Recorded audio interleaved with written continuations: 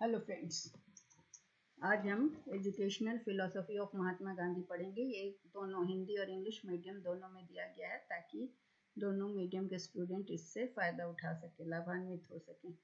ठीक है, तो गांधी जी का कंट्रीब्यूशन, गांधी जी के बारे में हम सब जानते हैं और उनके कंट्रीब्यूशन के बारे में भी जानते हैं।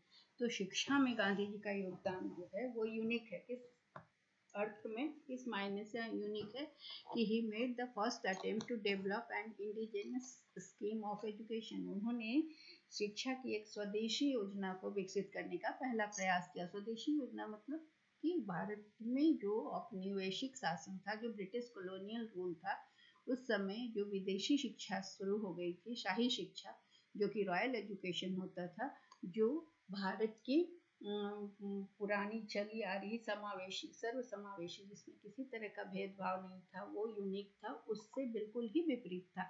तो इससे क्या हो रहा था कि इससे भारत की जो शिक्षा प्रणाली थी उसको बहुत क्षति पहुंची थी।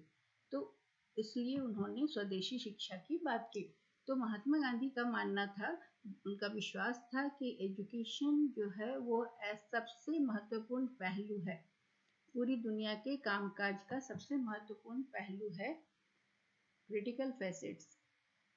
ये एक जो functioning facets of the functioning of the personality as well as society of the world overall, जो कि समाज और पूरी दुनिया के कामकाज के सबसे महत्वपूर्ण पहलू में को उन्होंने क्या बताया, एजुकेशन को, शिक्षा को। तो कोई भी राष्ट्र जहाँ पर शिक्षित युवा लोग जो हैं, वहाँ अगर वहाँ के युवा अगर शिक्षित हैं तो वो देश बहुत तेजी से आगे बढ़ सकता है बनस्पति कि वहाँ के युवा या लोग वहाँ के अज्ञानी हो, अशिक्षित हो। तो इसलिए उन्होंने कहा कि हर बच्चे को, भारत की हर बच्चे को शिक्षा देने की आवश्यकता है, उसे प्रशिक्षित करने की आवश्यकता है ताकि उसका जीवन सफल हो सके। शिक्षा को उन्होंने एक सफल जीवन का रहस्य माना था।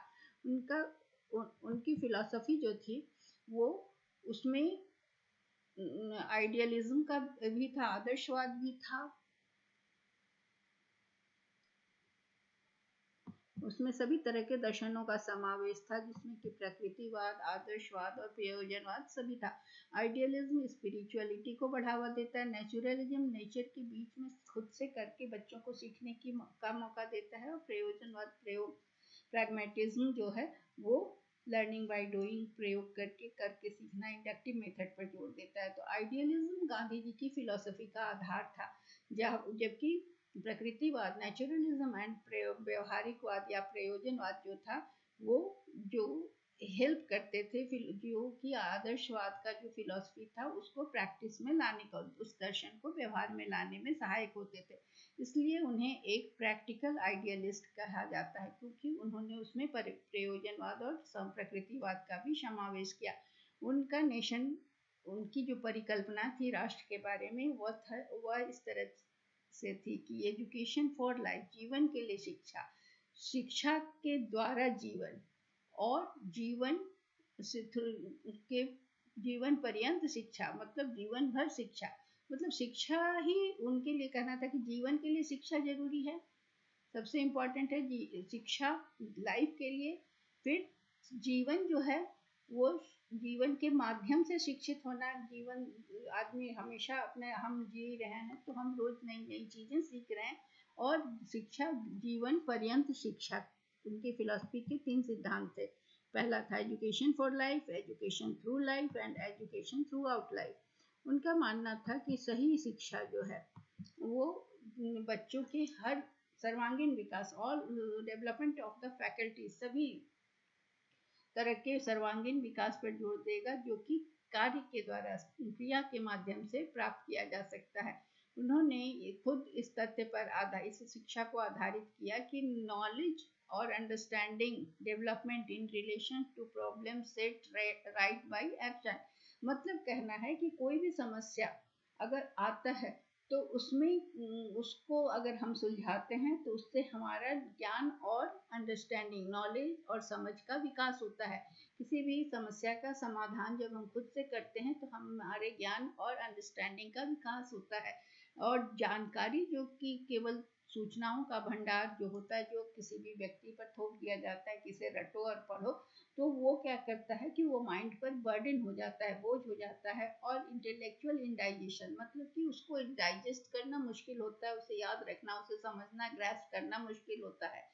तो इससे क्या होता है कि लर्निंग जो है वो विस्मरण में चला जाता है। विस्मरण मतलब फॉरगेटिंग हो जाता है लर्निंग का। और जब आप करके सीखते हैं तो आपको वो लर्निंग लाइफ लॉन्ग याद रहता है और हमेशा उसको आप याद रखते हैं, क्योंकि आपने खुद से करके कोई चीज सीखा है। इसीलिए उन्होंने प्रैग्मेटिज्म पर दिया, नेचर के बीच में जाने को जोड़ दिया कि नेचर के पास जाओ। नेचर बच्चों को सिखलाता है, प्रकृति में ज्ञान है, बच्चे खुद से सीखते हैं। एजुकेशन मस्ट बी कॉन्क्रीट और इंटरकनेक्टेड, नॉट एब्स्ट्रैक्ट और गिवन इन आइसोलेटेड सेक्शंस। उनका कहना है कि शिक्षा जो है वो ठोस होनी चाहिए, मूर्त होनी चाहिए और आपस में जुड़ी होनी चाहिए, एक विषय दूसरे विषय से जुड़ा होना चाहिए।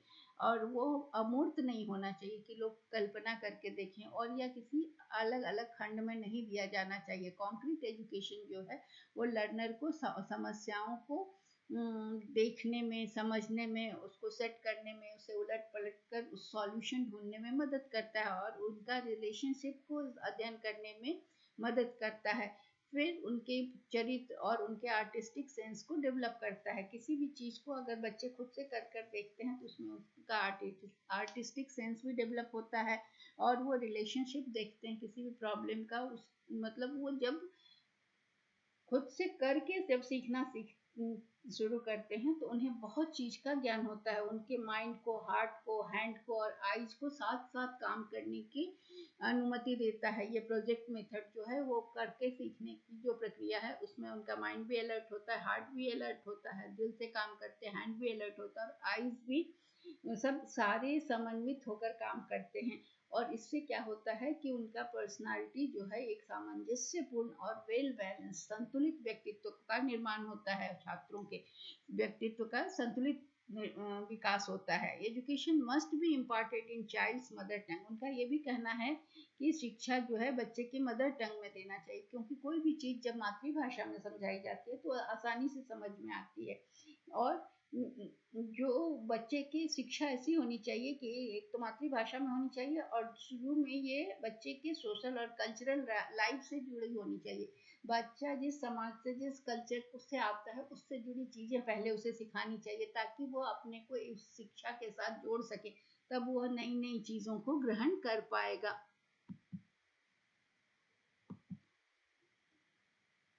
गांधी जी का कहना था कि all boys and girls in India should grow up to seek truth and peace. उनका कहना है कि सभी लड़के और लड़कियों को सच्चाई और शांति की तलाश में बड़ा होना चाहिए। All children should grow up as citizen in a new social order. सभी बच्चों को ऐसे नए समाज के दायरे में बड़ा होना है जहाँ पर वो एक दूसरे से मिलकर सहयोग पूर्वक कार्य करें और अपने अधिकारों को समझें और अपनी अधिकारों के साथ साथ अपनी जिम्मेदारियों को भी समझें और एक सामाजिक व्यवस्था के नागरिक के रूप में, जिम्मेदार नागरिक के रूप में उनका विकास हो। हर व्यक्ति जो है, हर इंडिविजुअल चाइल्ड जो है, प्रत्येक बच्चा जो है उसको पूरा अवसर मिलना चाहिए, ताकि वो अपने सारे संकायों को, उसके माइंड के सभी फैकल्टीज का, चाहे वो आर्ट का हो, साइंस का हो, हर फैकल्टीज का पूरा विकास का अवसर उसको मिलना चाहिए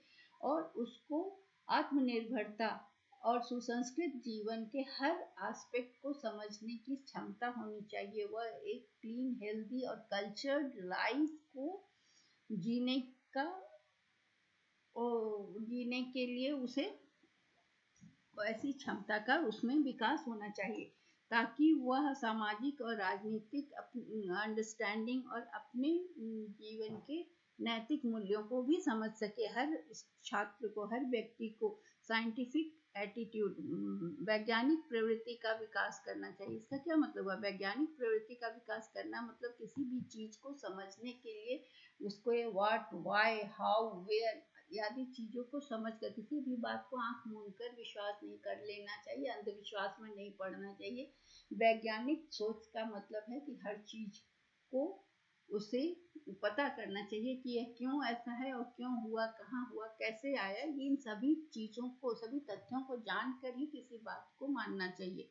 उसकी बेसिक, गांधी जी के जो बेसिक प्रिंसिपल थे, शिक्षा के जो बुनियादी सिद्धांत थे, उसमें पहला था उनका कि 7 से 14 साल के 7 to 14 ईयर्स के एज के सभी बच्चों को निःशुल्क, अनिवार्य और यूनिवर्सल एजुकेशन, सार्वभौमिक शिक्षा, मतलब हर बच्चा जो 6 से 14 साल का है उसे निःशुल्क और अनिवार्य रूप से शिक्षा देनी चाहिए। और ये यूनिवर्सल होना चाहिए सभी लड़कों को, लड़कियों को। और मीडियम जो हो पढ़ाने का, वो माध्यम हो, वो मदर टंग में पढ़ाया जाना चाहिए। केवल लिटरेसी, केवल साक्षरता, अक्षर ज्ञान ही एजुकेशन नहीं हो सकता है। शिक्षा को हमेशा किसी क्राफ्ट के साथ भी जोड़ना चाहिए। उसी एजुकेशन का जो मीडियम होना चाहिए उसमें एक क्राफ्ट को भी डालना चाहिए, ताकि बच्चे में आर्थिक आत्मनिर्भरता के लिए उसे ट्रेनिंग मिल सके, या वो आर्थिक आत्मनिर्भर होने की दिशा में आगे बढ़ सके। Education should develop human values, बच्चों में मानवीय मूल्यों का विकास होना चाहिए। मतलब सच्चाई, ईमानदारी, ये सारे जो मानवीय मूल्य हैं, इन सब का विकास होना चाहिए, एक दूसरे को मदद करना। उसके बाद था कि शिक्षा, education should create useful, responsible और डायनेमिक, उपयोगी, जिम्मेदार और गतिशील नागरिक बनाना चाहिए, जिन्हें अपने अधिकारों के साथ साथ अपने कर्तव्यों का भी बोध हो। शिक्षा द्वारा बच्चों में जो भी छिपी हुई शक्तियां हैं, जो कोई अगर पेंटिंग में अच्छा कर रहा है, कोई म्यूजिक में है, कोई साइंस में अच्छा है, तो उनमें जो अंतर्निहित शक्तियां हैं उसका विकास उसी समुदाय के हिसाब से होना चाहिए जिस समुदाय से वो आया है। उस समुदाय से जो जुड़ा हुआ शिल्प है, जो व्यवसाय है, उसमें उसका विकास होना चाहिए। Education should achieve harmonious development, बच्चे के शरीर, मन, हृदय और आत्मा का हार्मोनियस, सामंजस्यपूर्ण, एक सब में सामंजस्यपूर्ण विकास होना चाहिए। एजुकेशन जो है बच्चों को कुछ प्रोडक्टिव क्राफ्ट के माध्यम से प्रदान करना चाहिए, ताकि बच्चे उस उद्योग के साथ एक उत्पादक शिल्प ऐसा सिखाया जाए किसी इंडस्ट्री के में वो उपयोगी सिद्ध हो, और बच्चे को व्यवहारिक कार्य से वो उस इंडस्ट्री से जुड़ सके और उससे उसमें काम करने का अनुभव प्राप्त हो सके, और वो फिर बाद में उस इंडस्ट्री में काम कर सके। Education should be made self supporting through some productive work, बच्चों को कुछ उत्पादक कार्य सिखाना चाहिए ताकि वो पढ़ने के साथ साथ कुछ अर्न भी कर सके और उन्हें आत्मनिर्भरता प्राप्त हो। वो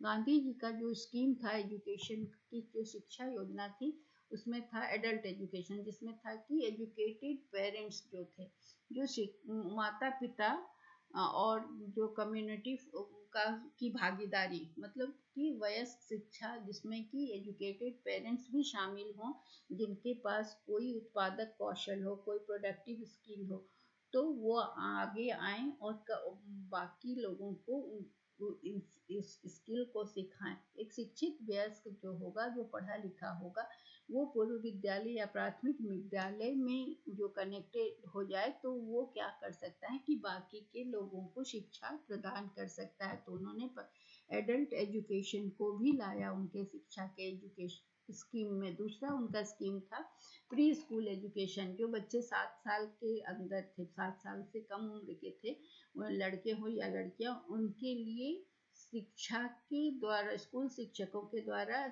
ऐसी शिक्षा दी जाए, उनके सहयोग से और कम्युनिटी और माता पिता के सहयोग से बच्चों को ऐसी शिक्षा दी जाए जो उनके मेंटल फैकल्टीज, जिसमें उनकी विशेषता है, उसमें उनको उनका विकास किया जाए, उस क्रिया में, उस क्रियाकलाप में उन्हें ट्रेनिंग दिया जाए, सिखाया जाए। उसमें फिजिकल नर्चर भी, इसमें क्या क्या आता है, शारीरिक पोषण, मेडिकल केयर, पर्सनल, व्यक्तिगत स्वच्छता और सफाई, सेल्फ हेल्प, मतलब स्वयं सहायता, सोशल ट्रेनिंग, क्रिएटिव एक्टिविटीज, जो वर्क है उसमें बच्चों को सिखाया जाए, ताकि बच्चे बेसिक कॉन्सेप्ट सीख सकें, उनको स्पीच का ट्रेनिंग, भाषण का प्रशिक्षण दिया जा सके, मैथमेटिकल सेंस का डेवलप हो, हिसाब कर सके, जोड़ घटाव कर सके, नेचर का स्टडी कर सके, आर्ट, म्यूजिक और स्पिरिचुअल डेवलपमेंट। मतलब 7 से कम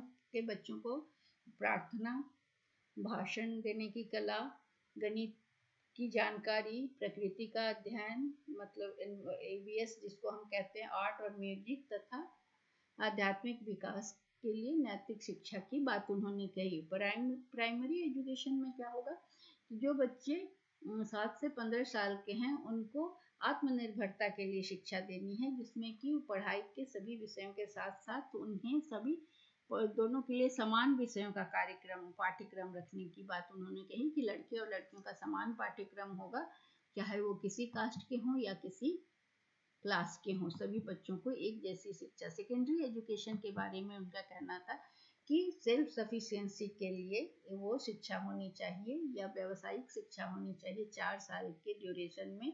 और उसमें क्या है कि बच्चे जो किशोर बच्चे और बच्चियां हैं 15 से 18 साल की, वो किसी भी कास्ट के हों, किसी भी क्लास के हों, उन्हें प्रोडक्टिव एक्टिविटीज सिखाना है ताकि वो समुदाय की मदद कर सकें और वो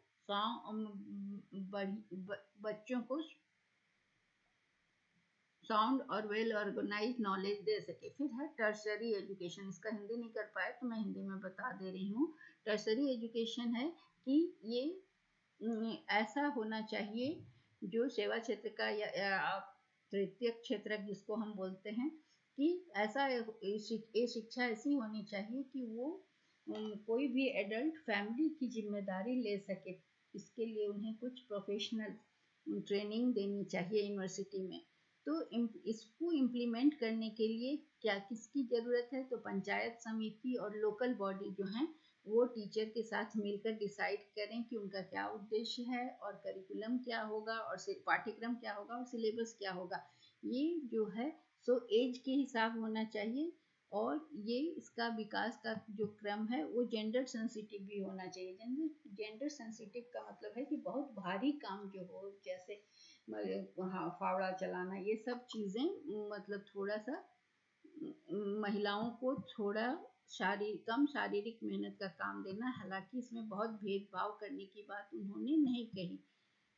तो इसको इम्प्लीमेंट करने के लिए पंचायत समिति, लोकल बॉडी और टीचर के साथ पाठ्यक्रम तय होगा और ये वही चीज़ है यहाँ आ गया। और ये विकासात्मक मानदंडों के साथ साथ जेंडर सेंसिटिव भी होना चाहिए। जेंडर सेंसिटिव का मतलब हुआ कि महिलाओं की क्षमता के हिसाब से होना चाहिए।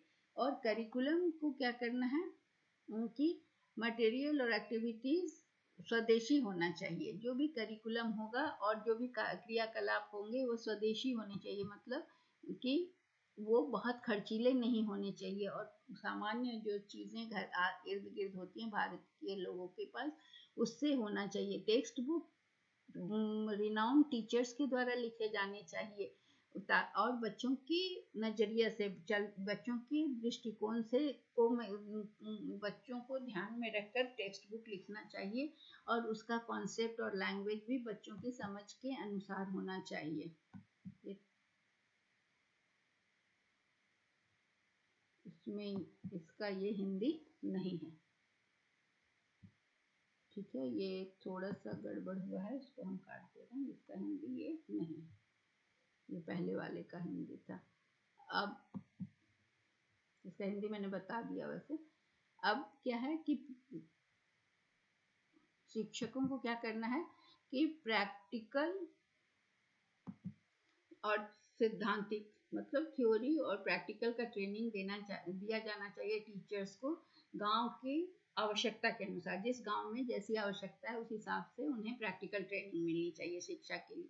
और सेम टीचर को एडल्ट एजुकेशन के लिए यूज भी करना चाहिए, ताकि वही टीचर जब एडल्ट एजुकेशन वयस्क शिक्षा में पढ़ाएंगे तो इससे पूंजी का बचत होगा और नियोजन में जो टाइम लगता है, प्लानिंग में जो टाइम लगता है, उसका भी बचत होगा। The latest instructional technology must be utilise, training के लिए सबसे नवीनतम लेटेस्ट टेक्नोलॉजी का भी प्रयोग होना चाहिए ताकि नए तकनीक से भी लोग अवगत रहें।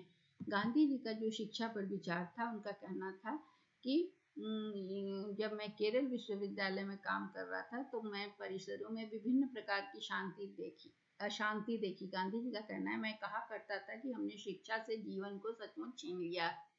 हर कोई शिक्षा के उद्देश्य पर संदेह करता है। शिक्षा जीवन के लिए है, जीवन अपनी संपूर्णता में है और जीवन के माध्यम से शिक्षा है।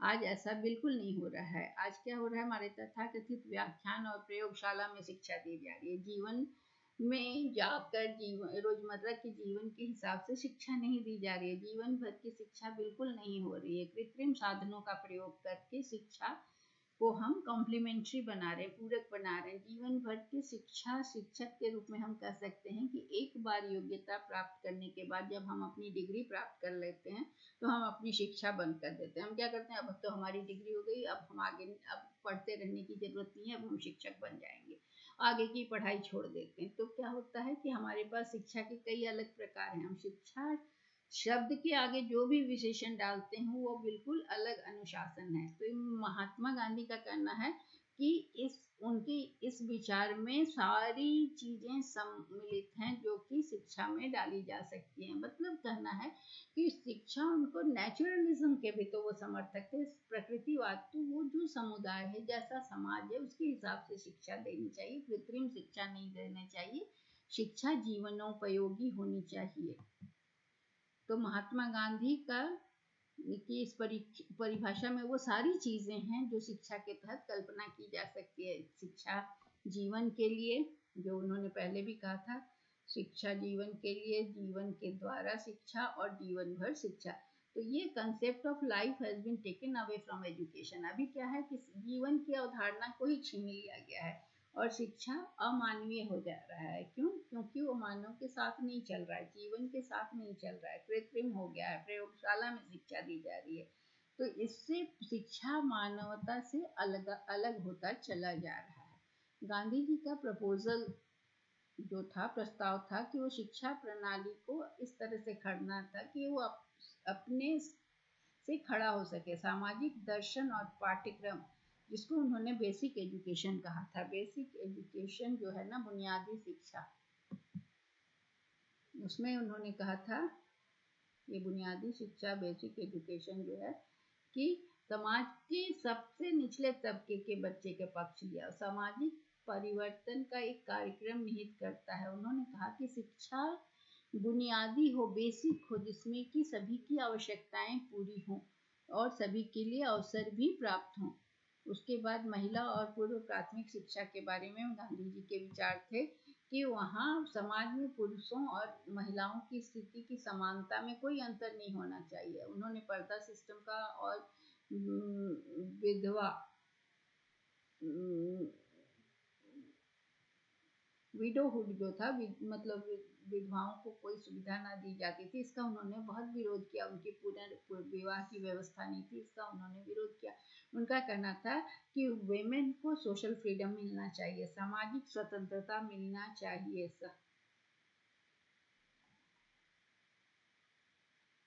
सामाजिक बंधन से मुक्त करना चाहते थे, सामाजिक स्वतंत्रता दिलाना चाहते थे। इसका मतलब हुआ उनका इससे क्या हुआ कि उनकी इस विचार से बहुत सारे शिक्षण संस्थाओं में लड़कियों का एंट्री बढ़ा और लड़कियों की संख्या बढ़ी शिक्षण संस्थाओं में। गांधी जी ने बहुत बड़े पैमाने पर महिलाओं की शिक्षा पर बल दिया और उन्होंने कहा कि इससे समाज में सुधार होगा। गांधी जी का शिक्षा के बारे में जो विचार है वो बिल्कुल नया है, अनूठा है, उपन्यास नहीं है, विचार बिल्कुल नया है।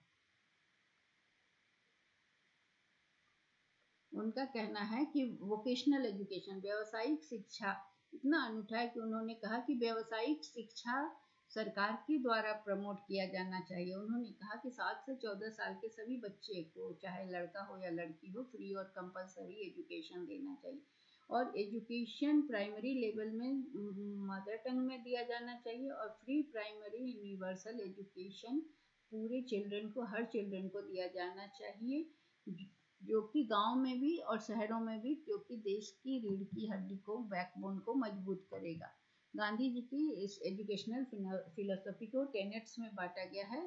तो पहला है उनका पहला गांधी जी के शैक्षणिक विचार को अगर हम देखें तो उसे एक एक करके पॉइंट वाइज देखेंगे। तो पहला था फ्री एंड कंपलसरी एजुकेशन, जिसमें उन्होंने कहा था 7 से 14 साल के सभी बच्चों को मुफ्त और अनिवार्य शिक्षा दी जाए। सार्वभौमिक शिक्षा मतलब सभी बच्चों को सब जगह लड़के और लड़कियों को 7 साल से 14 साल के बच्चों को शिक्षा दी जाए। उनका प्राइमरी एजुकेशन का जो कॉन्सेप्शन था, अवधारणा जो था, वो मैट्रिक तक अंग्रेजी छोड़कर थी। उन्होंने मैट्रिक तक कहा था कि मदर टंग या हिंदी में शिक्षा हो, इंग्लिश पर उन्होंने जोर नहीं दिया था मैट्रिक तक। गांधी जी की फिलोसफी का दूसरा जो तत्व था, शैक्षिक दूसरा सिद्धांत था, वो सिद्धांत था कि क्राफ्ट सेंटर्ड एजुकेशन, मतलब शिक्षा जो है के केंद्र में शिल्प होना चाहिए, कोई ना कोई शिल्प हर बच्चा सीखे। उनका कहना है कि माइंड का जो हाईएस्ट डेवलपमेंट होता है और सोल का मन और आत्मा का उच्चतम विकास केवल हैंडीक्राफ्ट के द्वारा ही संभव है। जब बच्चे शिल्प बनाना शुरू करते हैं तो उनका हैंड और माइंड का कंसंट्रेशन होता है, तो वो उससे वो एक प्रोडक्टिव चीज़ बनाते हैं, यूजफुल चीज़ बनाते हैं, तो जिससे कि उनके माइंड का हाईएस्ट डेवलपमेंट होता है। तो क्राफ्ट हमेशा सब उनको कहना है कि हर शिक्षा के सभी निर्देशों का केंद्र होना चाहिए क्राफ्ट सेंटर्ड एजुकेशन। उनका कहना था कि हैंडीक्राफ्ट मैकेनिकली नहीं सिखाना चाहिए, बल्कि लेकिन अगर सिखाना है हस्तशिल्प तो उसे यंत्रवत नहीं, वैज्ञानिक तरीके से पढ़ाना चाहिए। मतलब क्या है कि शिल्प का उद्देश्य विद्यार्थियों का बुद्धि का विकास करना है। तो क्या है, कोई ऐसा क्राफ्ट को इंट्रोड्यूस करना चाहिए क्लास में कि ताकि बच्चा सेल्फ डिपेंडेंट बन सके। तो क्राफ्ट सिखाने का मतलब था, गांधी जी का उद्देश्य यह था कि शिल्पकार नहीं बनाना था कि हम शिल्पकार बना रहे, बल्कि उनका कहना था कि जो शिल्प सिखाया जाए वो शिक्षाप्रद उद्देश्य के लिए सिखाया जाए और बच्चों को सभी विषयों का शिक्षण शिल्प से प्रेरित होना चाहिए, क्राफ्ट से। तो क्योंकि क्राफ्ट के माध्यम से जब शिक्षा की प्रक्रिया पूरी की जाएगी तो मस्तिष्क को हाथ से शिक्षित किया जाएगा। जब बच्चे खुद करके सीखेंगे तो उनमें बहुत तरीके का विकास होगा, उनका निरीक्षण का विकास होगा, देखने की करने का कंसंट्रेशन का विकास होगा, हाथ और माइंड का कोऑर्डिनेशन होगा, ब्रेन का कोऑर्डिनेशन होगा। तो इससे शरीर के कई अंगों का विकास या अपने आप हो जाएगा। गांधी जी के फिलॉसफी का तीसरा सिद्धांत था कि self supporting aspect of education. उनका कहना था कि उच्च शिक्षा को थोड़ी समय के लिए रोका जा सकता है, लेकिन प्राइमरी एजुकेशन को 1 मिनट के लिए भी नहीं रोका जाना चाहिए। उनका कहना है कि प्राइमरी एजुकेशन को पैसे के अभाव में भी नहीं रोका जा सकता, नहीं स्थगित किया जा सकता है। करोड़ों बच्चे इंतजार नहीं कर सकते कि सरकार को वित्त मिलेगा तब उन्हें शिक्षा मिलेगी। इसलिए उन्होंने कहा कि एजुकेशन को सेल्फ सपोर्टिंग होना चाहिए, कि बच्चे पढ़ते समय ही अर्निंग शुरू कर दें ताकि उन्हें पढ़ने में कोई दिक्कत, आगे अपनी शिक्षा को जारी रखने में कोई दिक्कत न हो। इसलिए उन्हें कुछ ऐसा क्राफ्ट सिखाना चाहिए जिससे उन्हें आमदनी हो। तो जो बच्चे बनाएंगे, बच्चे जो उत्पाद बनाएंगे, उससे क्या होगा कि उसकी बिक्री होगी और उससे शिक्षा स्कूल का खर्च भी वहन होगा और टीचर्स की सैलरी भी मिलेगी। इसीलिए उन्होंने क्राफ्ट पर बहुत जोर दिया। उनका कहना था गांधी जी का कि हैंडीक्राफ्ट जो है वो बच्चों का पर्सनालिटी तो विकास करेगा ही, उनमें कंसंट्रेशन, उनमें सोचने की शक्ति, उसमें नए क्रिएटिविटी तो बढ़ाएगा ही, साथ ही साथ बच्चे को सेल्फ सपोर्टिंग एजुकेशन, शिक्षा को स्वावलंबी बन जाएगा, शिक्षा खुद से स्वावलंबी बन जाएगा। लेकिन सरकार को क्या होगा कि विनिर्माण जो भी बनेगा उसे अधिग्रहण करना होगा। तो गांधी जी का कहना है कि सेल्फ सपोर्टिंग एजुकेशन जो होगा वो ही एकमात्र विकल्प है जो देश को आगे बढ़ाएगा। उनका कहना था कि सेल्फ सपोर्टिंग एस्पेक्ट जो है वो इसलिए शिक्षा को वो क्राफ्ट के साथ करते थे कि शिक्षा का शैक्षिक और सांस्कृतिक उद्देश्यों का त्याग वो कभी नहीं चाहते थे कि सांस्कृतिक उद्देश्य और शिक्षा का जो शैक्षिक उद्देश्य है वो क्राफ्ट में लगकर खत्म हो जाए, ऐसा उनका नहीं कहना था। उन्होंने कहा कि क्राफ्ट को क्राफ्ट के लिए नहीं बल्कि अपना क्रिएटिविटी क्रिएटिव सेल्फ एक्सप्रेशन के लिए सिखाया जाए, ताकि बच्चे, अब जब सिखाया जाता है कोई क्राफ्ट ना, तो बच्चे अपने क्रिएटिविटी को भी दिखाते हैं, कुछ नया बनाते हैं। अगला उनका सिद्धांत था कि शिक्षा को मदर टंग में दिया जाए, मदर टंग का माध्यम हो, मातृभाषा में। तो इससे क्या है कि अंग्रेजी भाषा जो है ना, वो एक विदेशी भाषा है, इसलिए शिक्षा जो अंग्रेजी भाषा माध्यम से दी जा रही थी, वो बच्चों को समझने में दिक्कत होती थी, और उससे बच्चों को स्पष्ट कुछ समझ में नहीं आता था, विचारों में स्पष्टता नहीं आती थी। इसलिए गांधी जी ने कहा कि मातृभाषा एक अध्ययन के रूप में, और मातृभाषा को एक सब्जेक्ट के रूप में भी पढ़ा जाए, और मातृभाषा ही मीडियम ऑफ इंस्ट्रक्शन हो, पढ़ाने का माध्यम भी हो। यह एक, इससे क्या होगा कि यह नेचुरल भी होगा, बच्चों को समझ में भी आएगा, और शैक्षिक रूप से भी यह सही है। उनका कहना है, it enlarges the capacity to understand. जब मातृभाषा में शिक्षा दी जाएगी तो बच्चे ज़्यादा समझ पाएंगे, प्रभावी ढंग से समझ पाएंगे और एक्सप्रेस कर पाएंगे, और उनके सोच में और ग्रहणशीलता में स्पष्टता आएगी। वो कुछ भी चीज़ जो पढ़ाया जाएगा मातृभाषा में, उसे ग्रहण भी कर पाएंगे आसानी से, और उसे एक्सप्रेस भी कर पाएंगे। उन्होंने अहिंसा का पथ को अपनाने की बात कही। गांधी जी के शैक्षिक दर्शन की अनूठी विशेषता थी कि वो अहिंसा के सिद्धांत को देश के बच्चों में, एक भावी नागरिक जो बनने वाले हैं, उनमें अहिंसा का सिद्धांत को डालना था, लागू करना था।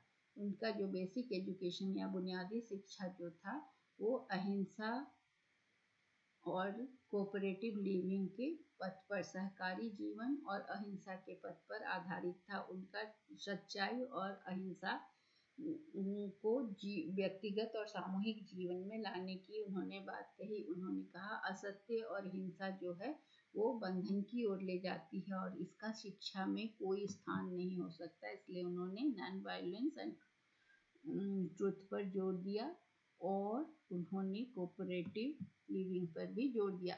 उन्होंने श्रम की महत्ता पर जोर दिया, क्योंकि वो शिक्षा में उत्पादक कार्यों को जोड़ना कह रहे की बात करते थे, क्राफ्ट को लाने की बात करते थे। वो मैनुअल लेबर को शिक्षा में सक्रिय भागीदारी, उत्पादक कार्यों में बच्चों के सक्रिय भागीदारी की मांग की। उन्होंने कहा कि अगर वो बच्चे मैनुअल लेबर करेंगे तो उन्हें श्रम के महत्ता का ज्ञान होगा, वो श्रम के प्रति उनको सम्मान की भावना आएगी, वो किसी भी कार्य को छोटा नहीं समझेंगे। क्योंकि गुरुकुल में भी राजा घराने के राजकुमार भी समिधा चुन के लाते थे, झाड़ू लगाते थे, पानी भर कर लाते थे, गुरु माता को खाना बनाने में मदद करते थे। तो ये सारा मैनुअल लेबर उस समय से कराया जाता, ताकि बच्चे किसी भी कार्य को छोटा ना समझें और श्रम की महत्ता को समझें, ताकि उन्हें पता चले कि शारीरिक श्रम डिसग्रेसफुल नहीं है, बल्कि यह हृदय को बड़ा करता है और व्यक्तित्व को समृद्ध करता है। अगला सिद्धांत है emphasis on practice rather than theory. बुनियादी शिक्षा का एक बेसिक सिद्धांत है कि सारा शिक्षा जो है वो शिल्प के इर्द गिर्द केंद्रित हो, और यूजफुल और प्रोडक्टिव क्राफ्ट के इर्द गिर्द केंद्रित हो। ये एक्टिविटी सेंटर्ड एजुकेशन हो, जो प्रैग्मेटिज्म में है, कि जहाँ पर करके सीखना होता है। यहाँ बच्चा एक निष्क्रिय नॉलेज को ग्रहण करने वाला, ज्ञान को ग्रहण करने वाला नहीं होता है। यहाँ पर बुनियादी शिक्षा में उन्होंने बच्चे को सीखने की प्रक्रिया में एक सक्रिय भागीदार के रूप में माना, जो कि करके सीखता है। तो ये लर्निंग बाय डूइंग को बढ़ावा देता है। गांधी जी का ये रियलिस्टिक और प्रैग्मेटिक व्यू था, व्यवहारिक दृष्टिकोण था शिक्षा के प्रति। गांधी जी ने शिक्षा को शिल्प के माध्यम से ज्ञान प्रदान करने और व्यवहारिक कौशल को हासिल करने पर जोर दिया। उन्होंने प्रैक्टिस प्रीसीडिंग थ्योरी, उन्होंने कहा किसी सिद्धांत को सीखने के पहले उसका अभ्यास पहले करने पर कहा, अभ्यास करके सिद्धांत को समझने की बात पर जोर दी। तो अधिकांश समय में उन्होंने स्कूल के टाइम टेबल में ज़्यादा समय उन्होंने प्रोडक्टिव एक्टिविटी पर लगाने पर बल दिया, और उन्होंने प्रोडक्टिव स्किल को अधिग्रहण करने की बात पर जोर दिया कि बच्चे क्लास में प्रोडक्टिव स्किल पर ज़्यादा ध्यान दें, कर ज़्यादा सीखें। अगला है सोशल अवेयरनेस एंड सर्विस। सामाजिक जागरूकता और सेवा गांधी जी के शैक्षिक दर्शन का एक महत्वपूर्ण पहलू है सामाजिक जागरूकता और सेवा का विकास। उनका कहना है कि सर्विस जो सेवा जो है ना वो मातृभूमि के प्रति प्रेम को दर्शाता है, इंक्लूड करता है। तो सभी शिक्षा का अंत क्या होना चाहिए? अंतिम उद्देश्य सभी शिक्षा का सेवा होना चाहिए, गांधी जी का कहना था। सामाजिक जागरूकता और जो रिस्पॉन्सिबिलिटी होती है, जो जिम्मेदारी होती है, वो कैसे डेवलप होती है? जब बच्चे कम्युनिटी सर्विस में इन्वॉल्व होते हैं, समुदाय के प्रति जब वो सेवा की भावना उनमें आती है। तो गांधी जी का जो जीवन और शिक्षा और संस्कृति के बारे में उन्होंने एक समावेशी दृष्टिकोण दिया। उनका 3 बेसिक फिलोसफी को उन्होंने सिंथेसाइज कर दिया, जिसमें कि आइडियलिज्म, नेचुरलिज्म और प्रैग्मेटिज्म था। नेचुरलिस्ट की तरह गांधी जी ने बच्चों के डिसिप्लिन पर, आत्मानुशासन पर जोर दिया। उन्होंने कहा कि डिसिप्लिन जो है वो बच्चों को बाहर से नहीं इम्पोज करने की ज़रूरत है, बच्चे खुद ब खुद सीख जाएंगे। समाज के द्वारा जो निर्धारित कानून और उनको पालन करने के लिए बच्चे में अंदर से इच्छा होनी चाहिए। वो उनका कहना है कि बच्चों का स्वभाव जो है वो अंतर उसमें मतलब नेचुरल रूप से अच्छाई होती है, और बच्चे जो हो सो आते हैं तो वो अंदर से बहुत अच्छे होते हैं, बाद में समाज के प्रभाव में आकर उनका स्वभाव बिगड़ता है। तो गांधी जी एक आइडियलिस्ट भी थे। उनका भगवान पर और यूनिवर्सल स्पिरिट पर बहुत ज़्यादा विश्वास था। उनका कहना था कि ईश्वर हर जगह हर चीज़ में व्याप्त है, और ईश्वर प्राप्ति उनके हिसाब से God realisation is the ultimate goal of life, अंतिम उद्देश्य होना चाहिए। सत्य और अहिंसा से उन्होंने कहा कि ईश्वर को प्राप्त किया जा सकता है। इसलिए उन्होंने व्यक्तित्व का विकास के लिए आध्यात्मिक, बौद्धिक, नैतिक और शारीरिक विकास पर जोर दिया। Spiritual, intellectual, moral and physical development. वो प्रयोजनवादी थे ट्रू सेंस में। जॉन डीवी की तरह गांधी जी भी चाहते थे कि स्कूल में करने वाला स्कूल हो, सोचने वाला स्कूल हो। उन्होंने सिद्धांत और व्यवहार दोनों पर जोर दिया। डीवी के अनुसार लर्निंग बाय डूइंग पर भी जोर दिया। उसके बाद उन्होंने उनका शैक्षिक जो सिद्धांत था वो गतिविधि पर, एक्टिविटी प्रिंसिपल पर आधारित था, करके सीखने का। उन्होंने प्रैक्टिकल और स्पिरिचुअल वैल्यूज को सामंजस्य स्थापित किया। उन्होंने कहा कि अनुभव से सीखना जो है, करके सीखना ही सिर्फ कला का, क्राफ्ट सेंटर्ड एजुकेशन का मुख्य उद्देश्य है।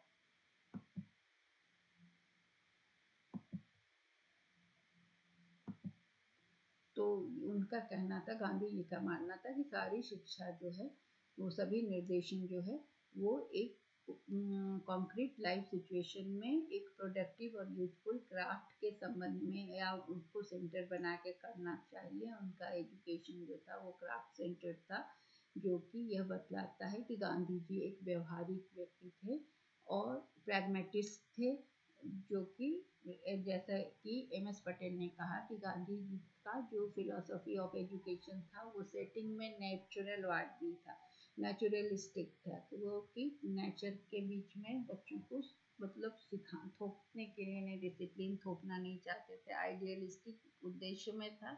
और मेथड और प्रोग्राम जो था काम करने का वो प्रैग्मेटिस्ट था। तो इस तरह से हमने गांधी जी के एजुकेशनल शिक्षा को देखा। So that's all for today. Thank you.